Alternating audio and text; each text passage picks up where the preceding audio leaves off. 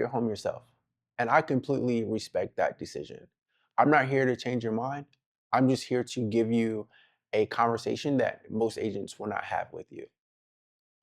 So typically what I find from my FSBO clients that are, giving me what their experiences are is that they've listed it on Zillow. They, by week four or so, they were getting some interest, but not the interest they want. They're getting, low ball offers or, creative financing kind of offers. And just the process starts to around week five, it starts to frustrate them, and they start asking what is going on. Does that sound familiar to you? Okay, so what's going on here is that when you list properties on Zillow, typically, like there's two ways to think about it, right? Zillow hires, or most agents hire Zillow to push their listings. On the same front, Zillow is a lead platform for most agents, so we pay to play, and I know that sucks. So what they do is, if you're an agent that has a listing, because they can attract more agents, they push those up. If you are an unrepresented seller, they're like, hey, well, we're going to push these listings down in our algorithm because we get to connect an agent to a buyer and a buyer to a seller is more beneficial for our business model, right? Um, and I just wanted to give you that so you understand what is going on behind the scenes, why, you know, real good qualified buyers aren't seeing your home. Or that if they are specifically searching out your property, one, because they know that they can negotiate and get a better deal, or two, they are in that low offer and can't qualify traditionally for a loan, or they're just wanting to do some type of creative financing. Those are your three buckets.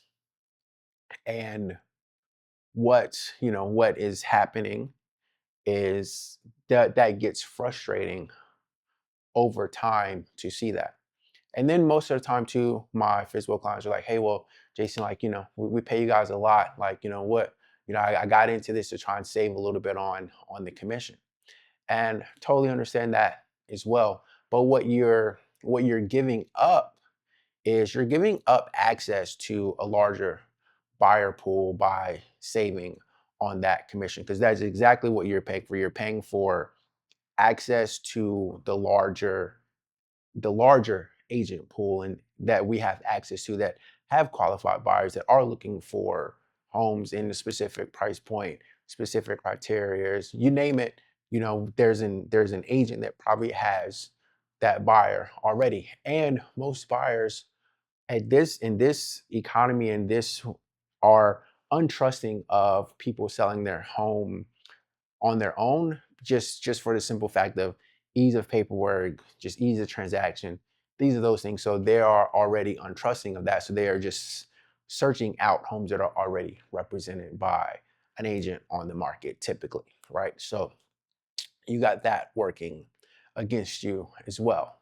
And again, this is me. I just wanted to have a, quick, honest conversation about what's going on.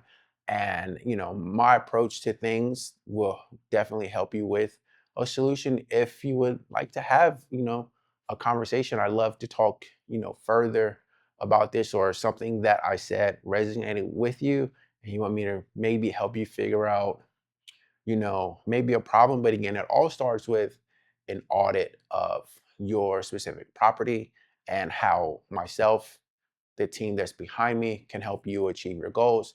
And what are your actual goals? It's all about those things, right? And I'm sure that we can help you guys get to that next phase.